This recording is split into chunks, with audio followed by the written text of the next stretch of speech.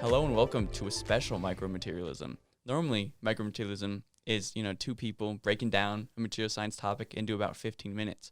But not only do we have 3 people this time, for the first time in the Sparks Shed studio ever, we have Ramsey joining us. Hi, Ramsey. Hey, how's it going, guys? Also, there's Andrew, but he's obviously less important here. That's right, I'm here as well. This is a monumental episode for several reasons, as you pointed out. First of all, Jared is taking the helm. He's the helmsman of this episode, and we have Ramsey in person for the first time. And hopefully we will be having Ramsey more in the future because it's looking like he's going to be coming out here to do some research and other sciencey things. So maybe we'll be getting some more Ramsey specials. Oh, yeah, super excited about that. Anyways, this episode is a little different. A lot of times we look at news relating to the material science world, but this time we're looking at news relating to the real world through the view of material science. The real world, because, material science The real world. A little different than the real world, let's be honest, okay? There's different problems in both worlds. Anyways, we were talking today about the silicon shortage. Now, anyone who follows the Instagram, you've probably seen me post some stupid things about the computer that I use to edit the podcast and do many things on all the time. And it was about last year. I was like, I want to upgrade this again. I want to get some more RAM. And so I'm looking, when's the best time to buy RAM? And I find this article, and it's like, hey, you want RAM? Don't worry. RAM prices are about to plummet because they've overproduced. There's so much, there's abundance everywhere. The prices are going to be so low. And so I put it on the watch list on Amazon. And I was like, let's go. It's already $60. How much lower can it get? Don't think about it. January comes around. I go to look. Imagine my shock when I see $120 as the price tag. And I was like, oh, okay, something clearly has happened. And so I start reading through, and essentially a perfect storm of economic, environmental, literally every single factor came together to create this mess of a shortage. Now, the question is, what makes silicon so important? Why do we need it so badly? Andrew, what does it do? Silicon is really the foundational building block of the modern electronics industry. Virtually everything that has some sort of processor in it is based on silicon. Silicon, because it's a semiconducting material, is very useful for building transistors. And so we're not really going to get into the science here. We've done this on other episodes, but it really is an important material, and securing access to it is essential to meeting technological demand. All right, so building on that, silicon's in demand because of its energy band gap, right? So it has a 1.1 EV band gap versus like the next best material, which is germanium at 0.66. So, there needs to a lot of work needs to go into discovery of new materials that have great band gaps that we could use, or we just have to try to find a better process to making these chips. Now, there was a point when this first hit where it was like, oh, okay, the computer nerds can't get their more RAM, like boo-hoo, and people didn't really care. And no one really cared until the day that Ford and Hyundai and all these car companies were like, oh, we can't make cars anymore. We don't get enough chips. And so that's when all of a sudden CNN, everyone's writing about it. And so this is probably one of the few times where we're doing this episode, and all of the research I did, I was just going to major news websites. There was no .edus, there was no .whatevers, it was all .coms. So the first big thing, the thing that really kicked this all off, is that the number one place that they make these is in Taiwan. Taiwan ships an insane amount of semiconductors. However, it's a very water-intensive process. It's an incredibly water-intensive process, as Andrew's going to get into in a second. And how can you make something that's water-intensive when your country's in the middle of a drought? So when this drought hit, they were already having to scale back things because obviously, in the end of the day, the people need the water more than the companies do. And so the government started diverting water to the people and less to the companies.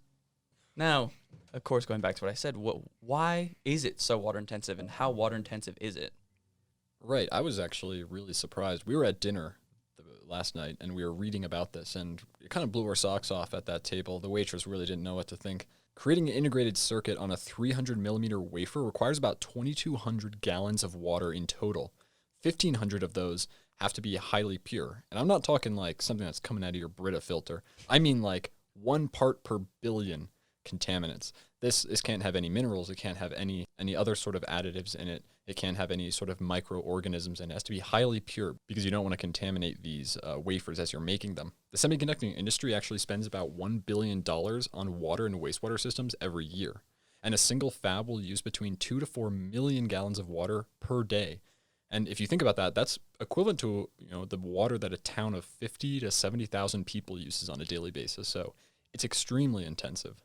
And then the thing about it is, like Andrew said, you're just rinsing it off. So basically, you're forfeiting the water because you can't be. It's so hard to clean all of the chemicals and stuff that they use after. Yeah, I mean, they're doing all sorts of photolithography and other processes to achieve these complex structures on these chips. That it often includes pretty harsh chemicals, and so when you rinse these off, that's now in the water. You're gonna have to try to filter all those out, and that can be pretty tricky. So a lot of times it's just gone. This water's lost. It has to go through extreme treatment to be reused. Now, obviously, you could say, okay, like a drought, other countries can make it, and that is true. So other countries started to step up. So the U.S.'s plan was, we'll just build a factory. However, takes a while, and it's incredibly expensive. So they're going to be building one in Arizona, but by the time that it's built, the shortage is going to be over. This is going to take a few year process to get everything approved and get things going. And then China is currently in hot water because they are attempting to poach people from the Taiwanese company, and then they're getting sued, I believe, in international court over trying to poach people. So it's both sides are trying to fix it, and neither of them are really making an effect. And then the automotive companies, like I said earlier, they didn't really care. They were kind of in the clear. And then a fire happened. The place that makes automotive chips burned down. And so they had to start going to other chip manufacturers and taking from their supply. Interesting how all the pieces lined up like this. And then Yeah. a ship crashed. Cherry on the top. Yeah. Right. You can't move things when there's a ship blocking the canal. So on top of this incredible shortage we were facing, global trade was halted for 7 days while they moved a boat. They had that one excavator on it. Yeah, they had that one excavator moving that boat. And it's just, there was this incredible perfect storm that all came together. And then, on top of all of that, there's the demand-supply curve that hit. The most incredible storm of demand-supply curve ever. Where, basically, COVID hit. And so they kept making these DDR4 chips. They kept making RAM. They kept making all of these chips. And then they're like, okay, we can't ship it to the U.S. Trade's basically closed and halted because COVID had just started. So they're just building up this huge supply. And then all of a sudden, you can ship everything at once. And so they go over there. And they're like, oh, no, we're going to have to really put these on sale because we have so much. So the price goes down. And then every person in America got $1,200 and wanted a computer. And so they spent more money.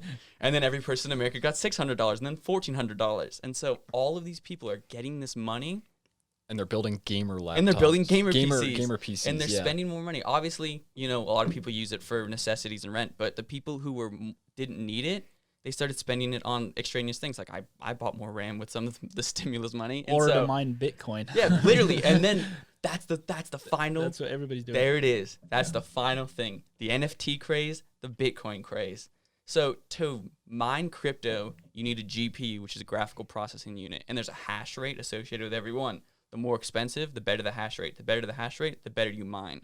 And when you mine it, they're essentially just looking over the ledger of transactions and verifying everything. And that's why it's they consider it such a perfect system. Now, that wastes a lot of power, but that's not the conversation to be had today. What it does is it destroys those GPUs, destroys those silicon units because it's such an intensive process where they overvolt the heck out of it. And you're like, okay, whatever. But because that demand is going up, now the suppliers want to make more GPUs.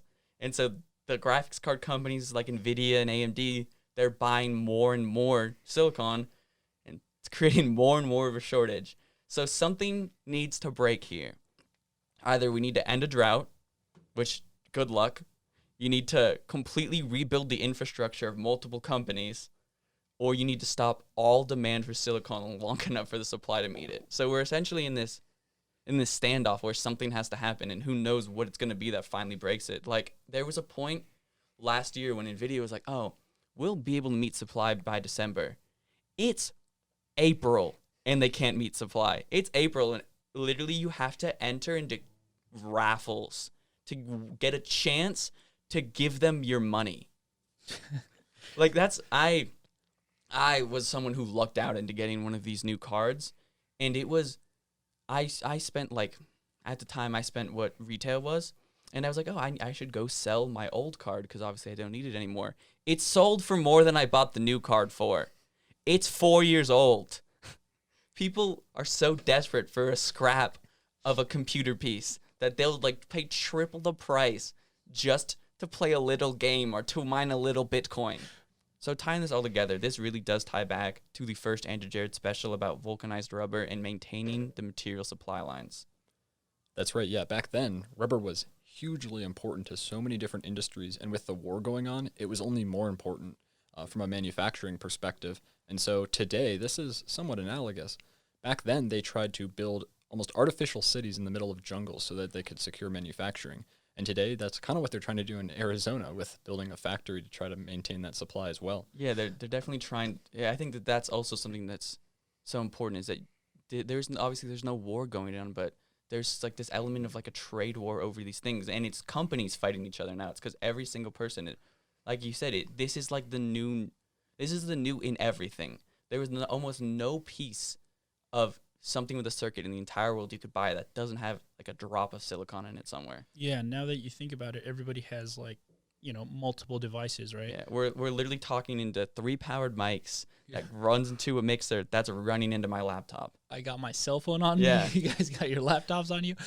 Yeah, and I think a lot when people think of material science, they often just think of the science itself, but there is a science of securing that supply and demand as well, and making sure that you have availability, right? Are our mines operating at enough of a capacity to produce and meet supply and demand? Are we going to be able to ship this to our companies?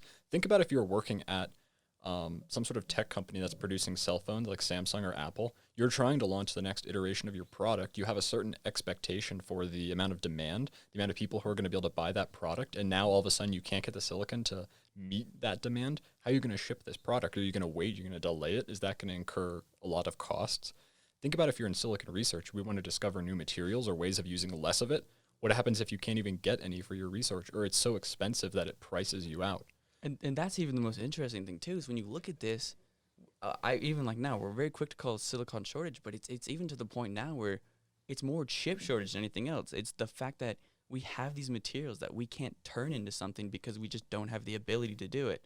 And it's such an incredible thing that such an incredible thing like Andrew said, you really have to balance all points of the supply line, because maybe you are mining enough, but like they said, you don't have enough water, or you can't get it there in time, or there's so many external factors. And I think that's why it's so important to not only secure the supply, but diversify the supply, because it's a problem when a single country's infrastructure taking a hit is destroying the world's infrastructure. Yeah, this is not unique to this either. In polycrystalline diamond manufacture, initially one of the core elements for it, pyrophyllite, which is used in the cell assembly that they press it, was only mined in South Africa. And quickly manufacturers realized, like, we can't have this bottleneck, because if this goes down, we have no other way of getting it. And so quickly, many other industries have figured out how to diversify their supply so that they don't have these sorts of bottlenecks where one, cut in the chain will just destroy the entire supply chain. And there's something so incredible about this, because, there's some incredibly intelligent people working on this, and I guess they didn't see this coming, or maybe they did and they just didn't act fast enough.